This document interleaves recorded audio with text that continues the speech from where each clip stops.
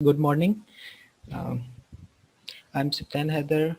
I'm doing my PhD in University of Freiburg, and I'm working with the hospital as a PhD candidate. And my work is on genome and epigenome editing of human Prader-Willi syndrome. Um, yeah, I will talk about my work later. I have a slide. Uh, First, I will have to tell you people about the mechanism.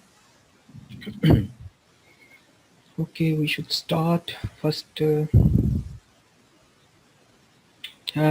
this is my past, Nipsey.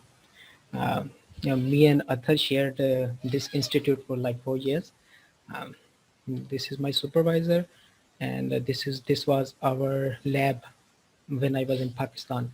And here, Athar and I, yeah, we both were in the same lab. In NIPG, I worked on plants, uh, did some genome editing on plants, potatoes. Then I moved on human sciences. We are working on human cell lines, and people should tell me about should I speak in Urdu, English, because I think in Urdu I can speak more easily and you will understand better. If any one of you can suggest.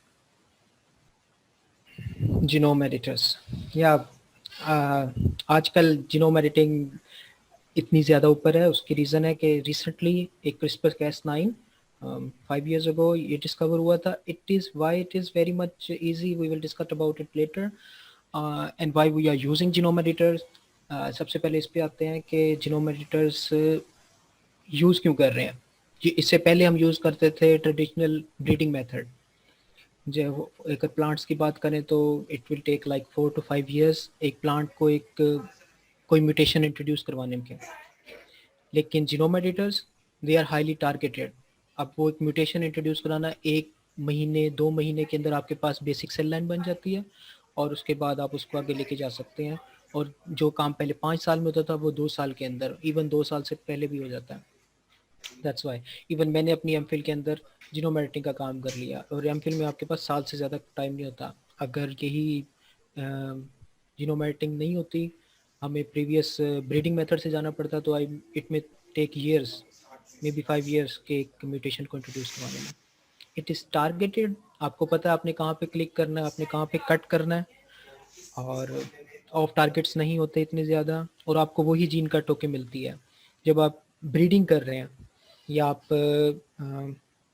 Mutation कर रहे हैं, जैसे अगर आप किसी किसी ने microbes का सुना तो उनको ना ये ओवन में रख के म्यूटेशन देते हैं, यूवी लाइट्स देते हैं ताकि उनमें म्यूटेशन आ जाए. अब वो म्यूटेशन टारगेटेड नहीं होती.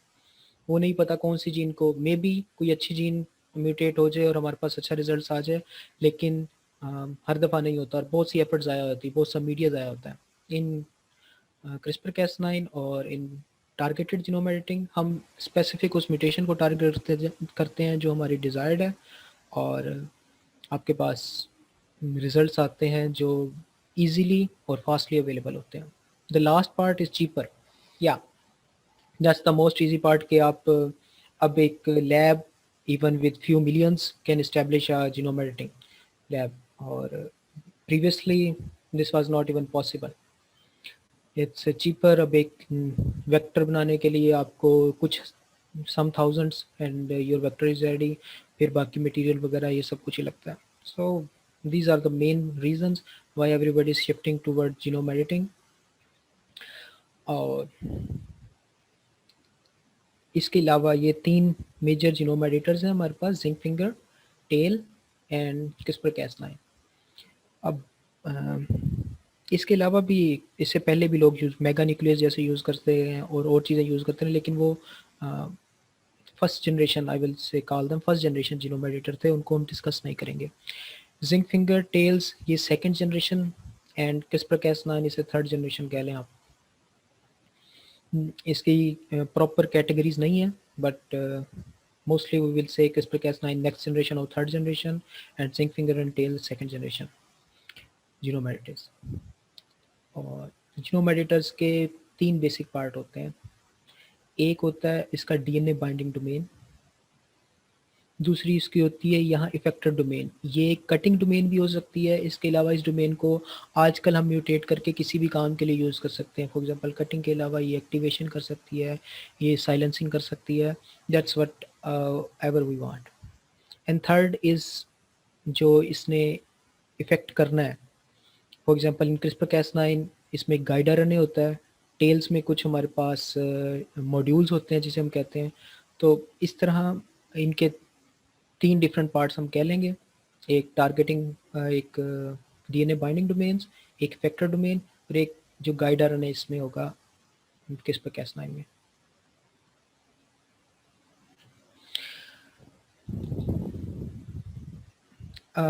सबको आवाज़ आ रही है clear? Everybody is understanding? Thank you.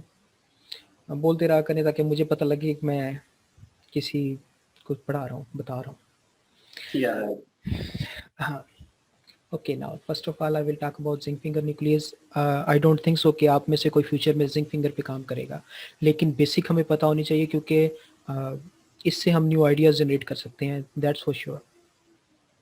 In zinc finger, ये आप देख रहे हैं, ये 3, इसे फिंगर इसलिए कहते हैं क्योंकि जब ये डोमेन बनती है ये कैंची की तरह या फिंगर की तरह की शेप लेती है, तो इसलिए इसे जिंक फिंगर कहते हैं न्यूक्लियस। अब zinc finger actually naturally produce होती है हमारे सेल के अंदर, डिफरेंट प्रोटीन्स के साथ ये बाइंड होती है zinc finger. It's not something that we prepared, it's normal in human, हमें जिंक फिंगर मिल जाती है। अब ये डोमेन मिलकर ये 3 न्यूक्लियोटाइड को टारगेट कर रही होती है। It means these 3 will targeting 9 nucleotides. और इसी तरह इस जिंक फिंगर के 2 पार्ट्स बनाए होते हैं, एक इसका लेफ्ट पार्ट, एक राइट पार्ट। राइट पार्ट में अगेन ये 9 न्यूक्लियोटाइड को टारगेट करते हैं। एंड कटिंग इनकी फोक वन साइड करती है, इसे कटर कहेंगे। इसका ये न्यूक्लियस है। अगर ये न्यूक्लियस के साथ अटैच नहीं है जिंक फिंगर, तो इसे फिर अकेला जस्ट जिंक फिंगर, ये domain zinc finger and then this nucleus. Both left and right zinc finger nucleus come together and then the cutting happens. हमें जो जीन को टारगेट करना है, हम उस जीन के मुताबिक इस जिंक फिंगर डोमेन को मॉडिफाई कर देंगे। फॉर एग्जांपल मैंने एक सीक्वेंस को टारगेट करना है जो किसी जीन में है, फॉर एग्जांपल क्लोरोप्लास्ट की जीन में, तो मैं उस जीन के 3-3 करके न्यूक्लियोटाइड यहाँ पे अरेंज कर दूंगा। इस डोमेन को उस तरह बनाऊंगा कि ये येलो डोमेन टारगेट करेगी, पहले 3 न्यूक्लियोटाइड को रेड करेगी, अगले 3 को ग्रीन करेगी, अगले 3 को इसी तरह पर्पल, ब्लू, दैट्स हाउ। और हमें हर न्यूक्लियोटाइड के लिए डिफरेंट डोमेन लगती है यहाँ पे, हर न्यूक्लियोटाइड के सीक्वेंस के लिए। सो दैट्स वाई इट्स इसको डिज़ाइन करना बहुत मुश्किल है, टाइम कंज्यूमिंग है, और आई मीन एक को प्रिपेयर करने में मंथ्स लग जाते हैं इसको एक जिंक फिंगर न्यूक्लिक टारगेट करने के लिए। उसके बाद जब हम प्रिपेयर कर लेते हैं, हम इसे सेल में लेके जाते हैं, हम इसे प्लांट में लेके जाते हैं, हमें एफिशिएंसी बहुत लो मिलती है, बाज़-औक़ात मिलती भी नहीं है। और ये 18 न्यूक्लियोटाइड एक जगह पे ही जाके अटैक करेंगे, हम एक साथ 4-5 जीन्स को टारगेट नहीं कर सकते क्योंकि इनका साइज़ बहुत बड़ा होता है। तो हमें ये चीज़ भी ध्यान में रखना है। एक्सपेंसिव, ज़ाहिर सी बात है, जब टाइम कंज्यूमिंग है, क्लोनिंग बहुत लंबी है, it's expensive. And irregular behaviour, this is also something that zinc finger shows, क्योंकि ये बाज़ औक़ात बाइंड नहीं करता, पता नहीं है क्या वजह, शायद मिथाइलेशन हो वहाँ डीएनए में। So that's the problem, some problem with this mechanism कि इसकी एफिशिएंसी भी लो है और इसका बिहेवियर बाज़ औक़ात इर्रेगुलर होता है। बाकी पाकिस्तान जैसे मुल्क में एक्सपेंसिव होना तो we can't afford it. This was old. Now talens. We are actually in our lab using talens. लेकिन again it's very expensive. It's very very expensive. So local labs या खासकर पाकिस्तान जैसी labs they can't afford it. हमें इसलिए we will move toward Cas9. लेकिन टेलेंस का फ़ायदा क्या है कि इसका इम्यून रिस्पॉन्स नहीं है। हम ह्यूमंस पे काम करते हैं तो ह्यूमंस में इम्यून रिस्पॉन्स नहीं है इसका, दैट्स वाई हम टेलेंस को प्रेफर करते हैं, कि क्योंकि हमने ड्रग्स देनी है एंड ड्रग्स को जब टेलेंस के साथ बाइंड करते हैं तो वो सेल उसको रिजेक्ट नहीं करता, that's why we use TALEN. अब टेलेंस में again this a DNA binding domain. अब एंड ये जो स्ट्रिप्स देख रहे हैं आप डिफरेंट कलर्स की, इसे मॉड्यूल कहते हैं। ये मॉड्यूल, हर मॉड्यूल ये ओपन किया हुआ है, इसमें एक मॉड्यूल एक न्यूक्लियोटाइड को टारगेट कर रहा है, और एक मॉड्यूल तकरीबन 34 अमाइनो एसिड पे होता है। और अगर इसे हम न्यूक्लियोटाइड्स में जाएँ तो कितना बड़ा न्यूक्लियोटाइड का रिपीट बनेगा। इसकी मैंने एक एग्जांपल दी है कि फॉर एग्जांपल हम 20 न्यूक्लियोटाइड्स को टारगेट कर रहे हैं, तो 20 न्यूक्लियोटाइड को एक न्यूक्लियोटाइड एक डोमेन में 34 अमाइनो एसिड्स हैं, तकरीबन 680 अमाइनो एसिड्स हमें लगते हैं। एक एक इसमें ये हमें सर यहाँ अगर 36 लिखा हुआ है यहाँ तो। हाँ, ये गलती से लिखा हुआ है, इट्स 34। तो 34 अगर 34 680 अमाइनो एसिड्स, या अगर इसे हम कम कर दें भी तो तकरीबन 650 अमाइनो एसिड्स हमारे लगते हैं एक 20 न्यूक्लियोटाइड को बेच करने के लिए। और हम इसे न्यूक्लियोटाइड्स में लेके जाएं तो 2 KB प्लस का हमें कंस्ट्रक्ट बनाना पड़ेगा सिर्फ 20 न्यूक्लियोटाइड को टारगेट, एक जीन के 20 न्यूक्लियोटाइड को टारगेट करने के लिए। हमें अपना गाइड आरएनए या हमें डीएनए बाइंडिंग डोमेन तकरीबन 2 KB की बनानी पड़ेगी अगर हम एक जीन के 20 न्यूक्लियोटाइड को टारगेट कर रहे हैं तो। That's why it's so much expensive.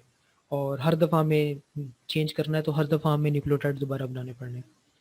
लेकिन अगर आप जैसे हम लैब में एक डिजीज़ पे काम कर रहे हैं, सो फॉर अस एक दफ़ा प्रिपेयर करना बड़ी बात नहीं है। लेकिन इन प्लांट्स या कहीं जब आप इंडस्ट्री लेवल पे काम कर रहे हैं, देन आपको म्यूटेट करते रहना ज़रूरी पड़ता है, तो आपको फिर ये चेंज करना पड़ता है। अगेन इसके साथ हमारे जो ड्रॉबैक्स हैं वो यही हैं कि ये लार्ज साइज़ में बहुत ज़्यादा एक्सपेंसिव है और टाइम कंज्यूमिंग है। एक हमें टेल बनाने में मंथ से ऊपर लग जाता है। So these are the problems here. इसलिए एक्सक्यूज मी सर, टेल्स जी सर ये जो जीनोम एडिटिंग है इसके लिए हम मतलब किसी भी ऑर्गेनिज्म से न्यूक्लियोटाइड सीक्वेंस को ले सकते हैं? या हम किसी भी ऑर्गेनिज्म को ले सकते हैं और वो हम इसमें microbes, fish, human, plants, it doesn't matter. Okay sir. या और that's the benefit of our genome editing कि हम एक को एक सिस्टम है जैसे CRISPR-Cas9, उसको हम प्लांट्स में भी यूज़ कर रहे हैं, उसको हम ह्यूमन्स में भी यूज़ कर रहे हैं, उसको माइस में भी यूज़ कर रहे हैं, और इसके अलावा उसको हम बैक्टीरियाज में भी यूज़ कर रहे हैं। सो मच है, सो मच। तो इसलिए इसकी इतनी ज़्यादा हाइप है, everybody is working in it कि आपको पेपर प्रोड्यूस करने में, आपको PhD प्रोड्यूस करने में टाइम नहीं लगता, आपको प्रोडक्ट प्रोड्यूस करने में। बायोटेक्नोलॉजी है भी about product. So with genome editing हमें प्रोडक्ट प्रोड्यूस करने में कोई टाइम नहीं लगता। Now the last is CRISPR-Cas9. Yeah. Actually, CRISPR-Cas is a system. 9 is just a protein. CRISPR-Cas9 के अलावा CRISPR-Cas12 भी है, CRISPR-Cas13 भी है, 10 भी है। लेकिन मैं इसे बेसिक रख रहा हूँ CRISPR-Cas9 क्योंकि अतर ने मुझे बताया कि आप लोग अभी बेसिक्स में हैं, जस्ट ग्रेजुएट स्टूडेंट हैं। मैं जस्ट ओवरव्यू दे रहा हूँ आपको, सिंपल जहाँ समझ नहीं आती just ask me. CRISPR-Cas9, it's 2-component system. One is CRISPR, clustered random interspace palindromic repeat. Yeah, it stands for CRISPR. It means, इसका मतलब क्या होता है कि छोटी छोटी रिपीट्स हैं। जब ये डिस्कवर हुआ था बैक्टीरिया में, तो उन्होंने एक्चुअली उन्हें पता भी नहीं था उन्होंने क्या फाइंड किया। ये लाइक 1980s में या 90s के स्टार्ट में था। उन्होंने ये देखा कि थोड़ी थोड़ी देर के बाद रिपीट्स हैं बैक्टीरिया के जीनोम में, तो उन्होंने उसको क्रिस्पर का नाम दे दिया। उन्हें नहीं पता था कि क्या करता है, 1990 में किसी को नहीं पता था। तो वो रिपीट्स थी हर 20-30 न्यूक्लियोटाइड या 70 न्यूक्लियोटाइड्स के बाद फिर रिपीट्स, तो उन्होंने उसको क्रिस्पर का नाम दे दिया। बाद में आहिस्ता आहिस्ता डिस्कवर हुआ तो क्रिस्पर एसोसिएटेड प्रोटीन्स निकली, कैस प्रोटीन्स, जो उन्होंने बताया कि ये कैस प्रोटीन्स इस रिपीट्स को अपने अंदर ऐसे इंट्रोड्यूस करती हैं और उसके बाद किसी वायरस को जाके टारगेट करती हैं। This was bacterial defence system. इस एक बैक्टीरिया में उन्हें क्रिस्पर की एरे मिली, फिर 5-10 साल के बाद उन्हें क्रिस्पर एसोसिएटेड प्रोटीन मिली, फिर उसके बाद 5-10 साल बाद उन्होंने इसका मैकेनिज्म निकाला। मैकेनिज्म ऐसे था कि एक क्रिस्पर आरएनए प्रोड्यूस होता है और एक ट्रेसर आरएनए प्रोड्यूस होता है इन बैक्टीरियल सेल। ये दोनों कंबाइन होते हैं।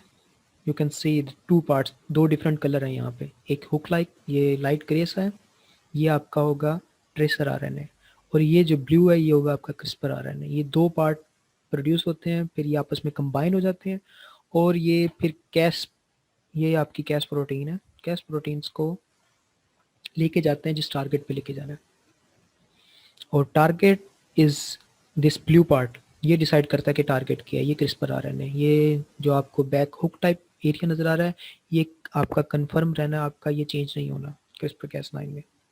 जस्ट ये ब्लू पार्ट, ये ब्लू पार्ट कितना 20 न्यूक्लियोटाइड है, हम ये 20 न्यूक्लियोटाइड चेंज करते हैं और हम अपनी मर्जी से क्रिस्पर Cas9 को कहीं भी लेके जा सकते हैं। Just 20 nucleotide. टेलन्स में हमें 2 kb का चेंज करना पड़ रहा था, क्रिस्पर में हमें जस्ट 20 न्यूक्लियोटाइड चेंज करने हैं और हम अपनी मर्जी से कोई और जीन टारगेट कर सकते हैं।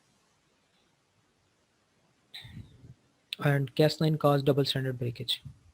अब चाहे हम जिंक फिंगर की बात करें, टेलन्स की बात करें या Cas9 की बात करें, हमें ब्रेकेज जो मिलता है वो डबल स्टैंडर्ड मिलता है।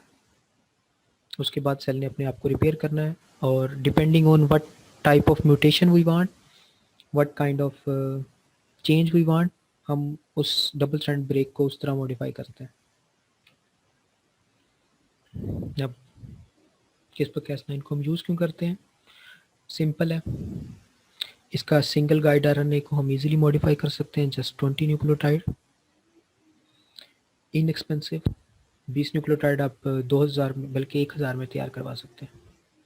आपने ऑर्डर करना और तैयार हो जाएंगे। एफिशिएंसी, इसकी एफिशिएंसी काफ़ी अच्छी है, लाइक 40% एफिशिएंसी मिल जाती है हमें, और दिस इज़ वेरी मच जब आप प्लांट्स में काम कर रहे हैं या ह्यूमंस में काम कर रहे हैं। एंड इसके अलावा ये बहुत ऑलरेडी इस्टेब्लिश्ड है, ह्यूमन सेल लाइन में, माउस में, फ्रूट फ्लाई में, प्लांट्स में, हर किसी में यूज़ हो चुका है। एक चीज़ जो यहाँ पे नहीं लिखी वो है मल्टीपल टारगेट्स। हम क्रिस्पर Cas9 के ज़रिए एक ही टाइम में 8 जीन्स तक इस्टेब्लिश्ड है, 8 जीन को टारगेट कर सकते हैं, तो वो 8 की 8 को कट करेगा और उसको आगे मैनिपुलेट करेगा। That's the benefit of CRISPR Cas9। It's easy, it's cheap, efficient and multi targeting. अब आपको मैंने बताया कि डबल स्टैंडर्ड ब्रेक होती है। या anybody has question about previous slides?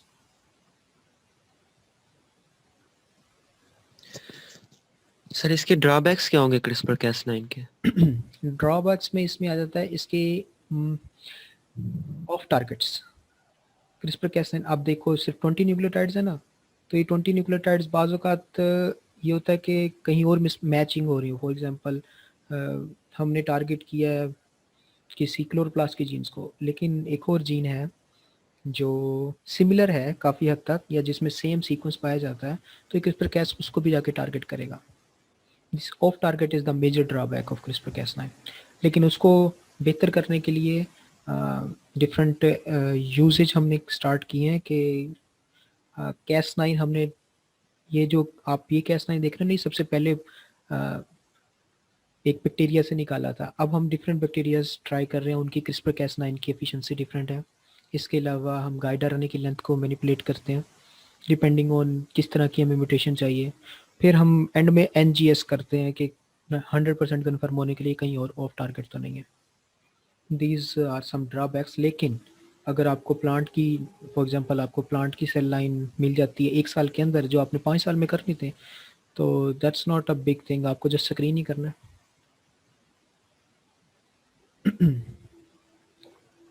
इसके अलावा आई डोंट थिंक सो। हाँ, एक और क्रिस्पर Cas का ड्रॉबैक ये है कि अभी ह्यूमंस में हम यूज़ नहीं कर सकते इसको, क्योंकि ह्यूमन में जब इसको इंट्रोड्यूस करवाया एज अ टूल, तो सेल ने इम्यून रिस्पॉन्स प्रोड्यूस किया।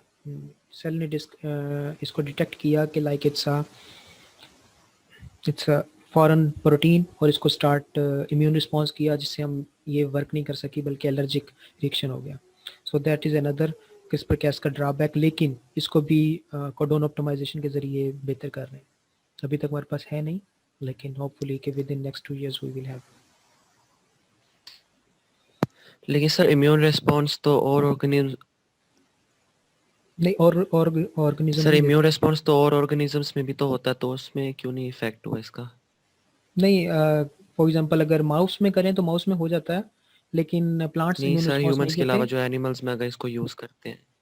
मैं वही बता रहा था, माउस में हम यूज़ करें तो बाज़-औक़ात हो जाता है क्योंकि हम माउस में यूज़ करते हैं और एनिमल्स में नहीं यूज़ करते. हम यूजुअली क्या करते हैं कि हम सेल लाइन्स को, मैं आपको एंड में एक मैकेनिज़्म दिखाऊँगा कि हम सेल लाइन को मैनिपुलेट करते हैं. जो मैं आपको ह्यूमन की बात बता रहा हूँ ना, अगर माउस एक मरता है तो हमें फ़र्क नहीं पड़ता, लेकिन ह्यूमन को हम इम्यून रिस्पॉन्स नहीं दे सकते. ह्यूमन में हमने ये ट्राई किया कि लिविंग ऑर्गेनिज़्म था, हमने डायरेक्ट उसमें इंजेक्ट किया क्रिस्पर-cas9 को. So that's what is the problem. अगर हम सेल लाइन लेके सेल लाइन को मैनिपुलेट करें तो उसमें मसला नहीं होता. सेल लाइन में तो हम कर रहे हैं ऑलरेडी. हमने वो लिविंग ऑर्गेनिज्म था, उसके किडनी सेल्स में ये इंट्रोड्यूस करवाया डायरेक्टली. तो इसने इम्यून रिस्पॉन्स किया. एक्चुअली वो is suppose to be a vaccine, लेकिन इसने इम्यून रिस्पॉन्स प्रोड्यूस कर दिया कि ये एलर्जिक रिएक्शन टाइप. जो बाकी आप ऑर्गेनिजम्स की बात कर रहे हैं उनकी हम सेल लाइन को मैनिपुलेट करते हैं. हमें इतना एक्सपेंसिव उन पे ज़ाया करने की ज़रूरत नहीं है. हम सेल लाइन चेंज करते हैं. वो मैंने आगे एक स्लाइड रखी हुई है कि आपको अंदाज़ा हो कि किस तरह हम जो ट्रांसजेनिक प्लांट्स या ट्रांसजेनिक एनिमल्स बनाते हैं तो वो कैसे बनते हैं. Okay. Yes, okay please. Sir. Yeah. Okay. One thing I told you about that there will be a double standard breakage जब भी आप कट करेंगे. अब मैंने टेलन से कट किया या जिंक फिंगर से, it's your choice. CRISPR-Cas9 is the basic choice in Pakistan और in most of the world. अब हमने जब इसको कट किया तो अब सेल ने रिपेयर करना है इसको. सेल के रिपेयरिंग के 2 तरीके होते हैं. एक non homologous end joining. It means कि हमारे पास कोई टेम्पलेट नहीं है, उसने सेल ने खुद सोचना है कि वो अपनी मर्ज़ी से कुछ भी डालता जाएगा. लाइक यू कैन सी कि यहाँ इन्होंने एक पर्पल एडिशन कर दिया है, तो ये एक म्यूटेशन है. नॉन होमोलोगस एंड जॉइन हम तब इंट्रोड्यूस करवाते हैं जब हमने कोई म्यूटेशन डालनी हो और हम उस जीन को साइलेंस करना चाहते हो. हमें उस जीन को साइलेंस करना. फॉर एग्जांपल एक जीन है जो रिस्पॉन्सिबल है किसी इन्फेक्शन के लिए, जो इन्फेक्शन में हेल्प करती है. या जैसे मैं अपनी मास्टर्स की बात करूं तो हमने एक ऐसी जीन को इंटरप्ट किया था जो वायरस की रेप्लिकेट को बढ़ाती है, तो हमने उस जीन को साइलेंस कर दिया. तो उस साइलेंसिंग के लिए हम ये नॉन होमोलोगस एंड जॉइनिंग करते हैं. हम उसे कट करते हैं और छोड़ देते हैं, सेल खुद ही रिपेयर करता है और म्यूटेशन ले आता है. Second is excuse me sir. जी सर जो कोरोना वायरस है उसके या अंदर भी अगर हम इस तरीके से एडिटिंग कर दें तो क्या पॉसिबल है कि वो भी स्टॉप हो जाए? कोरोना वायरस का हम वायरस के अंदर एडिटिंग तो कर लें, लेकिन कोरोना वायरस एक तो आरएनए वायरस है, ठीक है. ये हम डीएनए की बात कर रहे हैं, लेकिन हमारे पास आरएनए के जरिए भी कट करने के हैं. लेकिन वायरस कट करने से, जैसे हमने तो एक वायरस का मॉलिक्यूल कट किया ना, लेकिन कोरोना वायरस तो बाहर से आ रहा है हमारे पास और हमें नहीं पता वो म्यूटेशन से उसमें क्या मसला होगा. अच्छा, अगर हम ड्यूमन की बात करें तो एक MIT की एक टीम इस पे काम कर रही है कि क्रिस्पर बेस ड्रग दें कि जो आरएनए वायरसेस को कट करे, जैसे ही वायरस आए तो वो उसको कट करे और उसको साइलेंस कर दे. लेकिन हमें अब क्रिस्पर बेस, एक तो हमें ये सबसे पहली अप्रोच होगी, फिर इसकी जिस तरह वैक्सीन्स के ट्रायल्स होते हैं ना, इसके ट्रायल्स होने हैं. And I don't think so कि कोई भी चाहता होगा कि वो पैसे दे के क्रिस्पर के शॉट्स ले, जिसका कोई नहीं पता कि फ्यूचर क्या है. तो दैट्स वाई कोरोना का मसला हमारे पास अभी तक है. बाकी MIT की एक टीम काम कर रही है, उन्होंने अपना हाफ पेपर भी पब्लिश कर दिया और वो 6 गाइड आरएनए यूज़ कर रहे हैं क्या कोरोना को टारगेट करने के लिए. लेकिन एक्सक्यूज मी सर. जी सर ये क्रिस्पर मैकेनिज्म और आरएनए इंटरफेरेंस में कोई डिफरेंस है? RNA interference is totally different. RNA interference में हम उस जीन को साइलेंस करते हैं रिस्क मेथड से आपने पढ़ा हुआ RNAi, तो इसमें तो हम गाइड कर रहे हैं और अपनी मर्जी से टारगेट कर रहे हैं। RNAi में सबसे बड़ा मसला ये है कि उसको मैं चले इसको बेसिक में जाते हैं। RNAi में हम एक गाइडर एक RNA बनाते हैं जो कम्प्लीमेंट्री है उस जीन के जो हम टारगेट करना चाहते हैं। Is that okay? समझ आई? हम एक RNA तकरीबन 200 न्यूक्लियोटाइड का बनाएंगे जो कम्प्लीमेंट्री है उस जीन के जो हम साइलेंस करना चाहते हैं। फिर हम उस RNA को इंट्रोड्यूस करवा देंगे सेल के अंदर। अब कम्प्लीमेंट्री दोनों RNA वो जो सेल में प्रोड्यूस हो रहा है और जो हमने बाहर से भेजा चुके कम्प्लीमेंट्री बाइंड कर जाएंगे और सेल की नेचुरल मशीनरी रिस्क के थ्रू उसकी कटिंग कर देगी और उसको शॉर्ट RNA siRNA बना देगी। अब इससे साइलेंसिंग तो हमें बहुत अच्छी मिल जाती है, लेकिन इसका ड्रॉबैक क्या है? क्या वो छोटे RNA जो स्मॉल RNA बने हुए हैं वो रुकते नहीं है। Now they will start to move from one cell to another cell, from another cell to another cell, इतना ज़्यादा कि इवन के वो ऑर्गेनिज्म की डेथ हो जाती है। और वो 20 न्यूक्लियोटाइड या छोटे होते हैं तो वो मतलब they are just very very hard to stop. अब उसकी एक एग्जांपल मैं आपको बताऊं तो हम निपजी में एक ऐसी उसको फर्टिलाइज़र नहीं एंटी इंसेक्टिसाइड कह लें, इंसेक्टिसाइड यूज़ करने जा रहे हैं कि हम डबल स्टैंडर्ड RNA प्लांट्स पे स्प्रे करेंगे। तो जब उसके वो डबल स्टैंडर्ड RNA किसी बैक्टीरिया नहीं बल्कि किसी इंसेक्ट के खिलाफ होगा, तो जैसे ही वो इंसेक्ट उसको खाएंगे, च्यू करेंगे उस प्लांट को, तो वो डबल स्टैंडर्ड RNA उनकी बॉडी के अंदर और फिर वो उसको किलिंग स्टार्ट कर देगा। इवन दो या तो वो इंसेक्ट्स मर जाएंगे या उनके जो एग्स होंगे वो इनफर्टाइल होंगे या इस तरह की चीज़ें। So this is how much dangerous it is. इसलिए हम ह्यूमंस के अंदर अभी तक RNA को यूज़ नहीं कर रहे क्योंकि इसको स्टॉप करना नहीं है। It's like a fusion reaction, वो एक दफ़ा स्टार्ट हो गया वो मल्टीप्लाई होता जाएगा। आपने 200 न्यूक्लियोटाइड भेजे थे वो 2000 बन जाएंगे। That's the problem with RNA। Yes sir.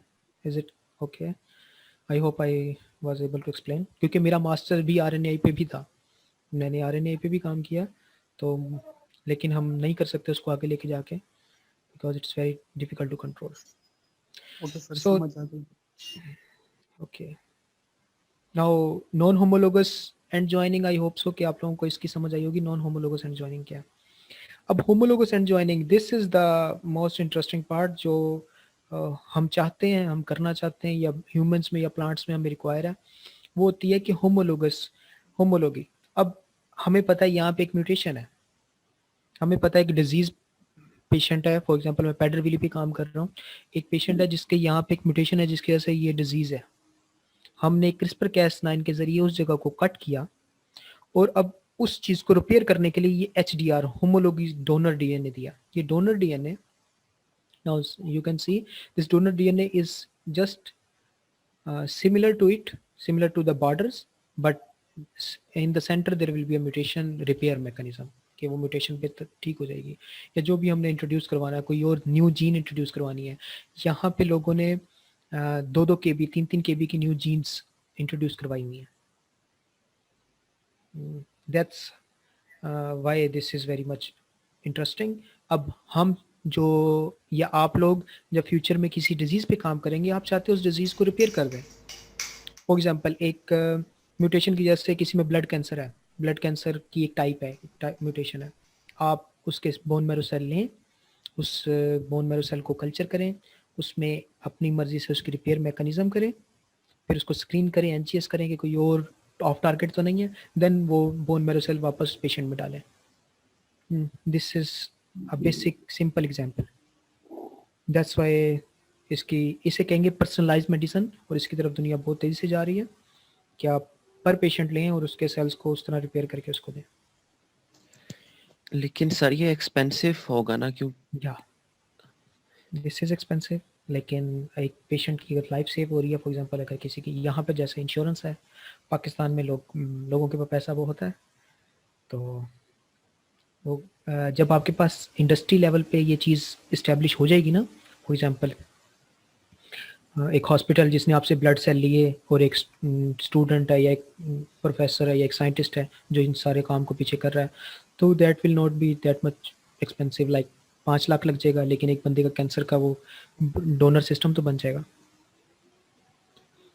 तो सर अगर ये पॉसिबल है तो क्या अभी हो रहा है या इसको स्टिल कोई या हो रहा है। हम है? मैं जहाँ पे हूँ मैं हॉस्पिटल के साथ हूँ, यहाँ पे हो रहा है। यहाँ पे हमारे 4 डिफरेंट ट्रायल्स चल रहे हैं इन्हीं चीज़ों पे, और इसके अलावा कैंसर पे भी ट्रायल चल रहे हैं हमारे। तो यहाँ पे बाहर तो हो रहा है, पाकिस्तान में भी इसको फुल स्टॉप है। उसकी रीज़न क्या है, जो हमारे पुराने थे उन्होंने प्लांट्स के ऊपर ज़्यादा फोकस किया। आहिस्ता आहिस्ता लोग शिफ्ट हो रहे हैं ह्यूमंस पे। और कुछ ये भी है कि पाकिस्तान में कि जब एक बंदा बाहर से पीएचडी करके पाकिस्तान आ जाता है, देन ही विल वो काम ही नहीं करता। वो कहता है कि बस मुझे कुर्सी मिल जाए और मैं कुर्सी पे आके बैठ जाऊँ। लेकिन आहिस्ता आहिस्ता ट्रेंड चेंज हो रहा है। सो in future I hope so कि you will see this same in Pakistan. Okay, I think हम move on करें।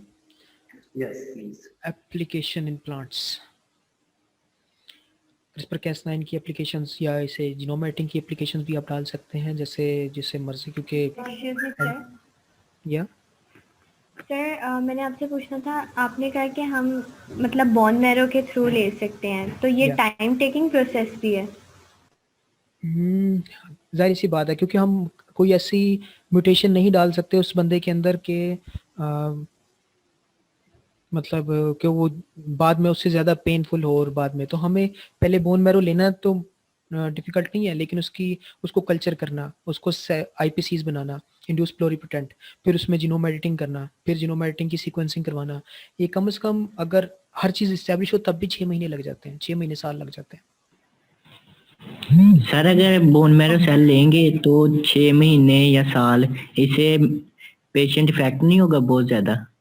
अब this is something that I am telling you कि अभी हम इस्टेब्लिश कर रहे हैं। वो जाहिर सी बात पेशेंट को भी मसला होगा इससे, और हो सकता है इस दौरान पेशेंट डाई भी कर जाए। दिस हैपन्स, लेकिन ये इस चीज़ का, क्योंकि आप इसके अलावा कोई और चॉइस भी तो नहीं है ना। ये हम उन डिजीज़ की बात कर रहे हैं जिसमें पेशेंट के पास कोई और चॉइस नहीं है, जैसे कैंसर में पेशेंट के पास और कोई चॉइस नहीं है। यूजुअली जिनको बोन मैरो का या ब्लड कैंसर होता है, तो वो हर 6 महीने बाद या 2 महीने बाद 3 महीने बाद बोन होके अपना ब्लड चेंज करवा रहे होते हैं। तो अगर उनको एक फ्यूचर मिल जाता है, फाइनल मिल जाता है जिसमें आहिस्ता आहिस्ता स्लो रिकवरी भी है और मे बी 90% या 80% तक रिकवरी बन जाती है, सो वो कम से कम साल एक इंतज़ार कर सकते हैं। हमारे पास जस्ट मैजिक लाइक कुछ भी नहीं है। क्रिस्पर Cas9 भी टाइम लेता है, और हमारे पास अभी तक सक्सेस स्टोरीज भी नहीं है, सिवाय के क्रिस्पर बेबी की स्टोरी है कि जिसमें उसने HIV के खिलाफ बेबी को इम्यून बनाया था। एक साइंटिस्ट, चाइनीज साइंटिस्ट था, जिसके बाद उस पर बैन भी लग गया क्योंकि ह्यूमंस के अंदर जीनोम एडिटिंग अलाउ नहीं है अभी तक। उसने एक बेबी को HIV के खिलाफ इम्यून जीनोम एडिटिंग के जरिए बनाया। अभी तक बच्चा लाइव है, लेट्स सी। तो CRISPR-Cas9 की एप्लीकेशंस में हम साइट स्पेसिफिक DNA इंटीग्रेशन करते हैं। This is the most important thing that you need to know, क्योंकि हम कोई भी प्लांट्स में या ह्यूमंस में कहीं भी नॉन स्पेसिफिक इंटीग्रेट नहीं करवाना चाहते DNA। हो सकता है वो किसी और इम्पोर्टेंट जीन को डिस्टर्ब कर दे, हो सकता है कि फ्यूचर में या ऑफ स्प्रिंग में वो मसला करे, हो सकता है कि जब वो शफलिंग करे, मियोसिस हो, माइटोसिस हो, उस दौरान कोई मसला करे। सो इसलिए साइट स्पेसिफिक हमें पता हो हम कहाँ करवा रहे हैं। वो जंक DNA का पार्ट है, वो वर्केबल DNA का पार्ट है। तो ये चीज़ बहुत इंपॉर्टेंट है। CRISPR-Cas9 या टारगेटेड जीनोम एडिटर्स हमें ये हेल्प करते हैं कि हम साइट स्पेसिफिक DNA इंटीग्रेशन करते हैं। इससे पहले जब एग्रोबैक्टीरियम करता था, आपको शायद याद हो आप लोगों को, तो एग्रोबैक्टीरियम से हमें म्यूटेटेड मिल तो जाते थे, आपने पढ़ा होगा, लेकिन हमें पता नहीं होता था प्लांट्स में कहाँ गया। फिर हम उसको ब्रीडिंग के ज़रिए, मैपिंग के ज़रिए फिर चेक करते थे, और वो उसको 5 साल लग जाते थे। तो उससे पहले वैरायटी भी अप्रूव नहीं होती। तो साइट स्पेसिफिक DNA इंटीग्रेशन। अब इसके अलावा हम पेस्ट रेजिस्टेंट प्लांट्स बना रहे हैं, ऐसे प्लांट्स जो पेस्ट के खिलाफ रेजिस्टेंट हैं। उसके एक एग्जांपल के रिसेंटली एक हम जर्मनी गई पाकिस्तानी थे लेकिन जर्मनी से उन्होंने पीएचडी की। उन्होंने भी एक नीमाटोड के खिलाफ प्लांट की वैरायटी बनाई है। तो ऐसी जीन्स जो नीमाटोड्स को हेल्प करती हैं इन्फेक्ट करने में, उसने उस जीन को एडिट किया एंड नाउ वो प्लांट्स उस नीमाटोड के खिलाफ रेजिस्टेंट है। आगे फर्दर अभी चल रही है कि वो तो मॉडल प्लांट था but still that's an example. Enhance nutritional plants. We can introduce genes or we can manipulate genes that are already here to improve the quality of the grains.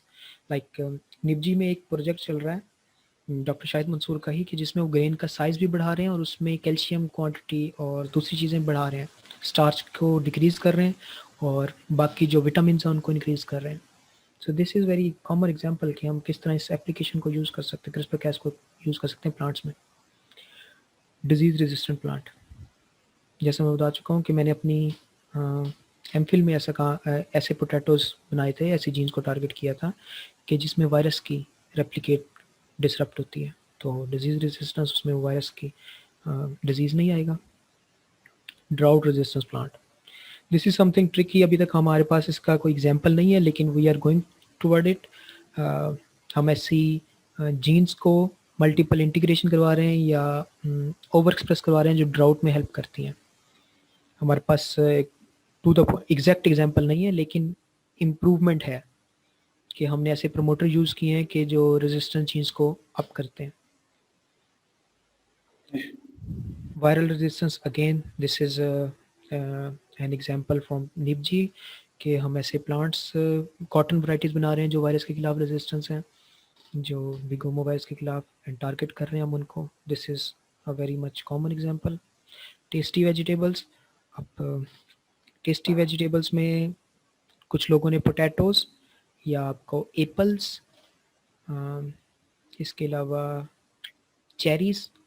अब इनकी शेल्फ लाइफ ना बहुत कम होती है, अगर Apple को आप काट के रखें तो वो ब्लैक हो जाता है।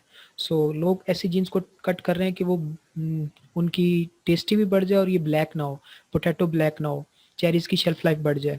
सो इस तरह की जीनोमैटिंग और ये टेस्टी मोर टेस्टियर, उनके शुगर कंटेंट, ये सब कुछ को रेगुलेट कर सकते हैं। This all is happening, it's not something के जो मैंने सोच कर डाल दिया, ये सब हो रहा है। एंड जीनोम इंजीनियरिंग जी सर, ये ड्रॉट रेजिस्टेंस प्लांट जो है तो इसके अंदर कैक्टस के साथ नहीं करवाते क्या मेटिंग, जिस तरह या जीन एक्सट्रैक्टर आके करते हैं? या मैं यही मसला, ड्राउट रेजिस्टेंस में हमारे साथ मसला ये होता है कि हमें नहीं पता कि एक जीन नहीं रिस्पॉन्सिबल। लाइक अब क्लोरोप्लास्ट है ना, या फिर कोई ऐसी जीन है जो कोई ऐसा सिस्टम है जो एक जीन से रिस्पॉन्सिबल है, तो हम उसको लेके आ सकते हैं। लेकिन ड्राउट रेजिस्टेंस ना एक पूरा मैकेनिज्म है, वो एक चीज़ नहीं है, वो प्लांट्स की विड्थ, प्लांट की जो क्यूटिकल लेयर है और उनके अंदर स्टोरेज का मैकेनिज्म है, फ्लोएम सिस्टम है, वो हर चीज़ पे मैटर करता है। वो एक दो जीन्स नहीं है, वो पूरा एक ऑपरन है।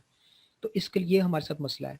तो हम उनको क्रॉस करवाते हैं ऐसे प्लांट्स के साथ जो ड्राउट रेजिस्टेंट है, लेकिन अभी तक हमारे पास एग्जैक्ट अच्छी वैरायटी नहीं है कोई भी कि जो हम यूज़ कर सकें।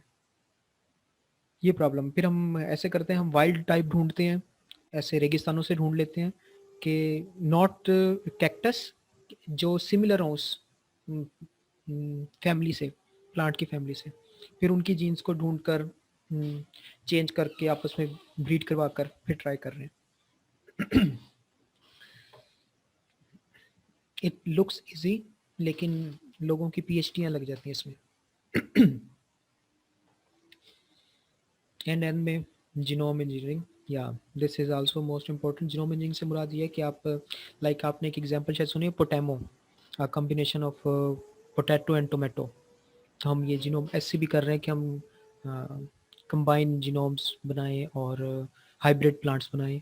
सो दैट इज़ आल्सो, और इसके अलावा हम उसको इस तरह इंजीनियर करें कि अपनी मर्ज़ी से उसकी फ्लावरिंग वगैरह इन चीज़ों को कंट्रोल करें। जीनोम इंजीनियरिंग से मुराद ये है कि उस किसी जीन को एक्टिवेट या साइलेंस करना अपनी मर्ज़ी से।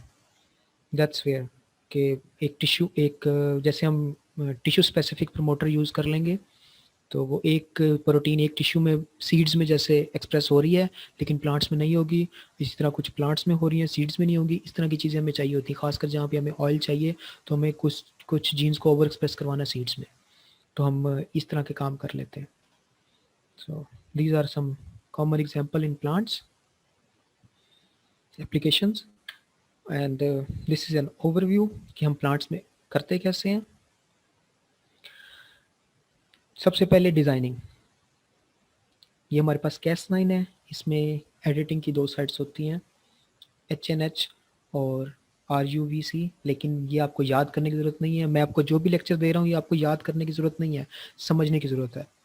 क्योंकि जब मेरे सुपरवाइज़र ने मुझे ये चीज़ें स्टार्ट की थी, उन्हें कहा था कि मुझे रट्टा नहीं चाहिए, I want you to understand the importance कि जो आप कर रहे हो ये कितना फैसिनेटिंग है.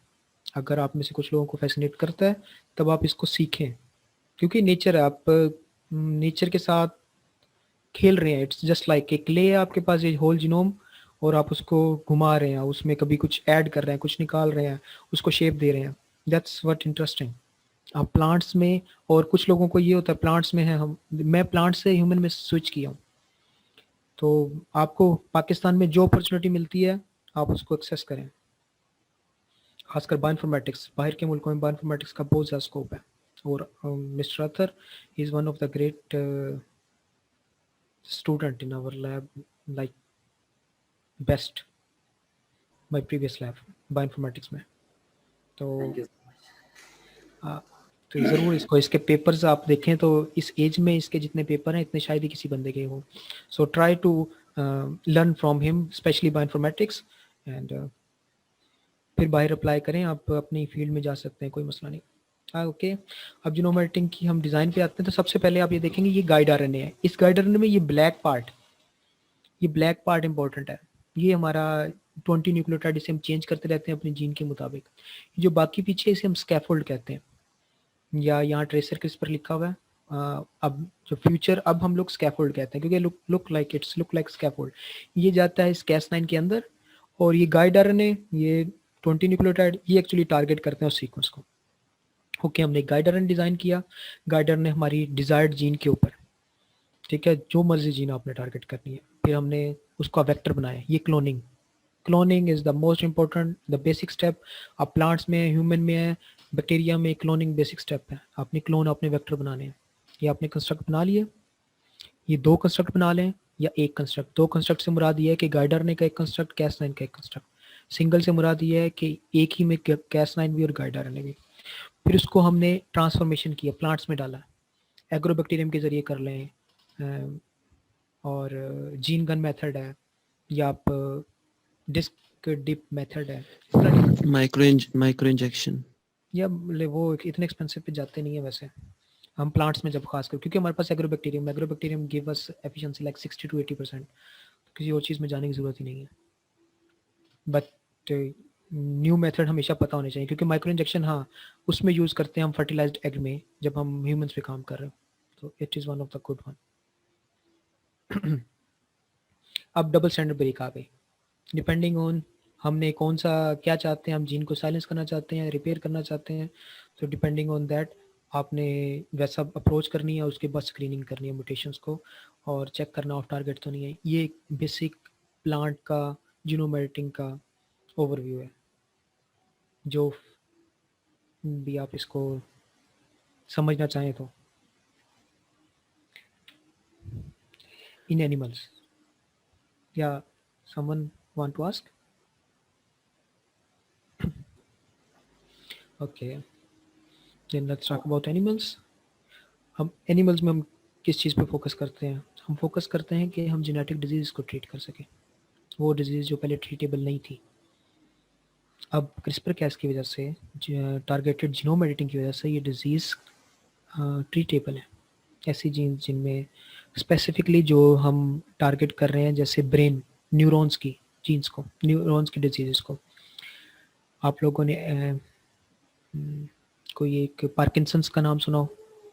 कोई बड़ी पार्किंसंस ऐसी होती है जिसमें आहिस्ता आहिस्ता बंदा अपनी याददाश्त खोने लग जाता है और वो अपने कंट्रोल में नहीं रहते उसके हाथ वगैरह.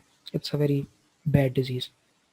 यस सर, नर्वस डिजीज़ है. नर्वस डिजीज़ है. तो उसकी ट्रीटमेंट जैसे पहले पॉसिबल नहीं थी, क्योंकि बंदा बड़ा हो गया. अब हम क्रिस्पर कैस के ज़रिए हम ट्राई कर रहे हैं, और डिफरेंट ट्रायल्स चल रहे हैं उसके ऊपर.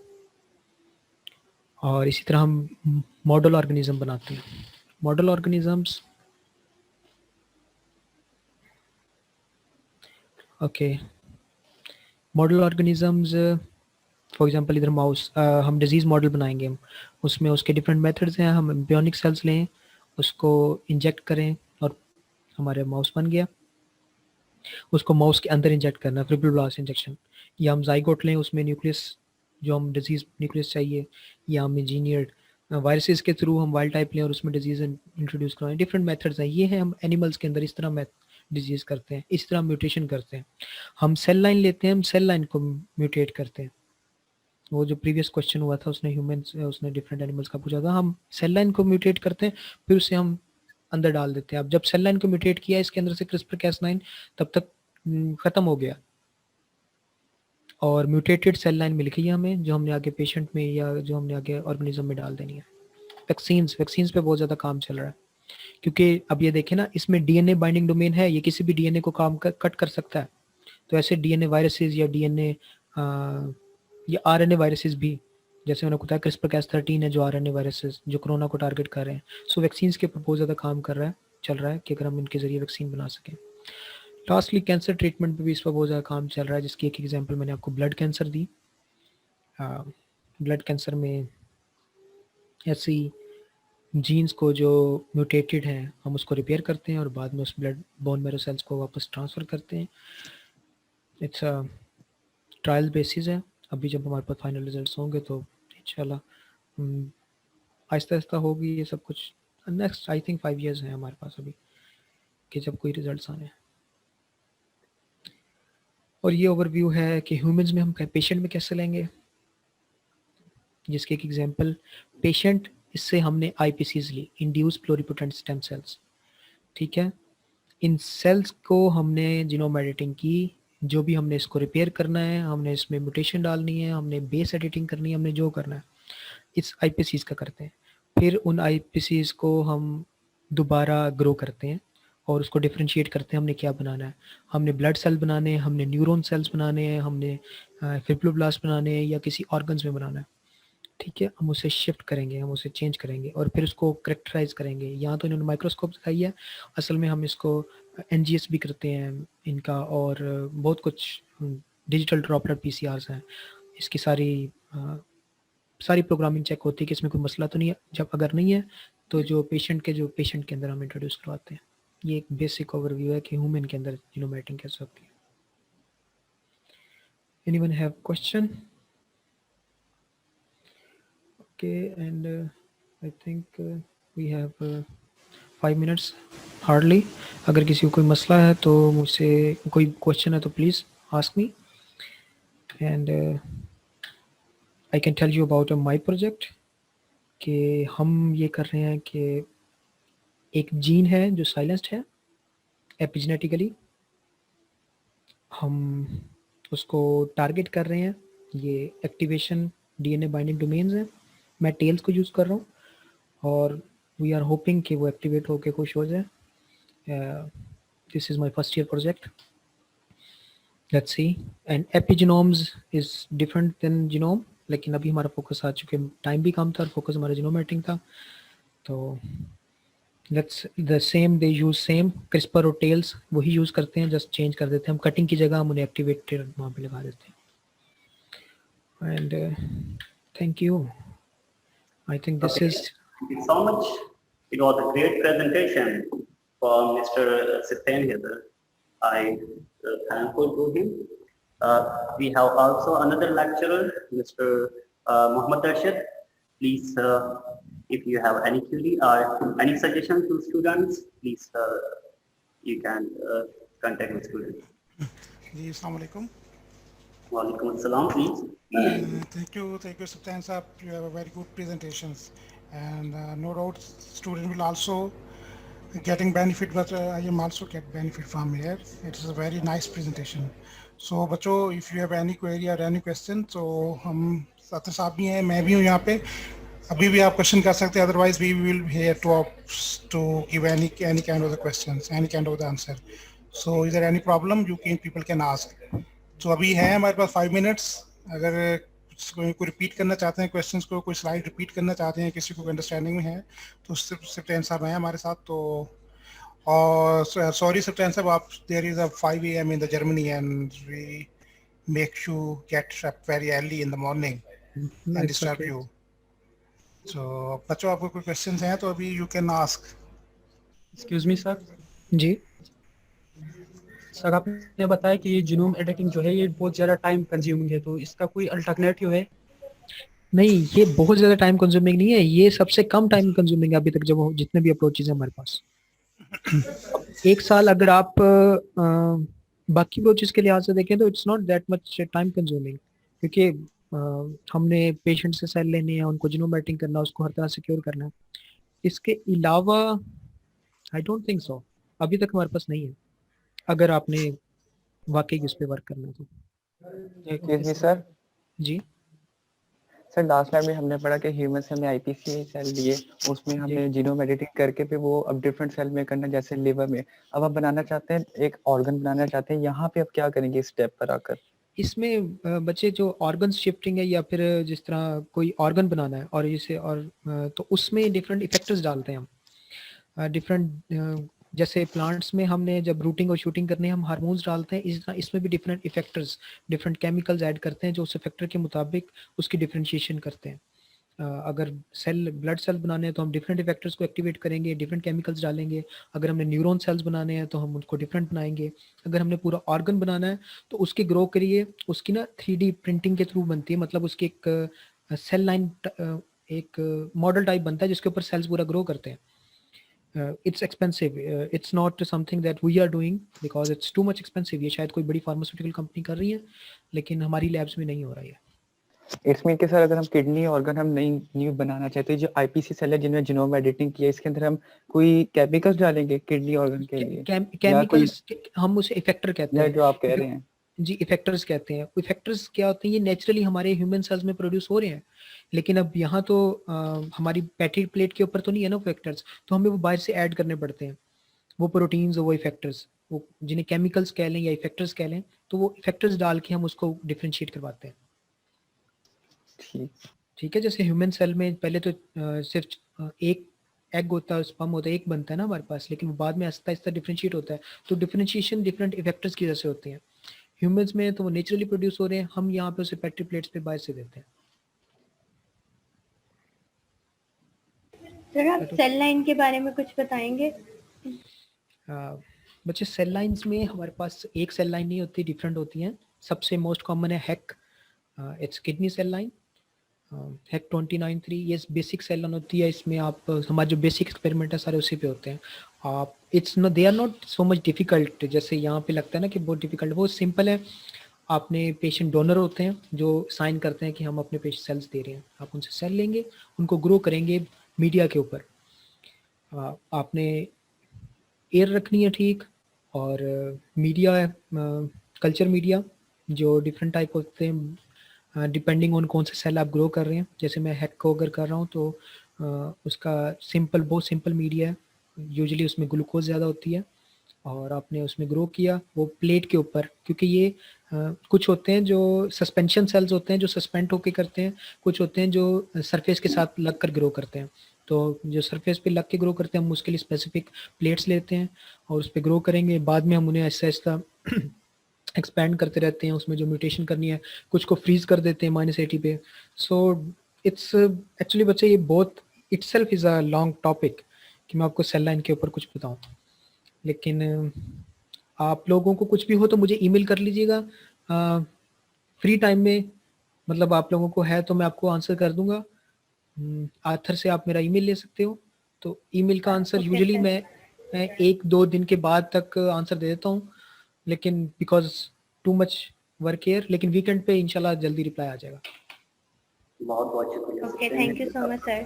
थैंक यू जी, any query please students?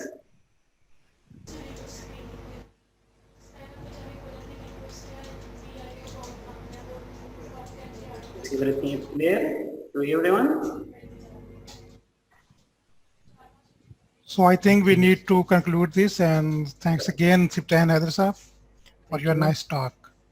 Thank you very much. Thank you so much Mr. Siptan Haider for this great presentation. Thank you doctor Asma, thank you, बहुत शुक्रिया. बहुत शुक्रिया. Okay, Allah Hafiz. अल्लाह हाफिज.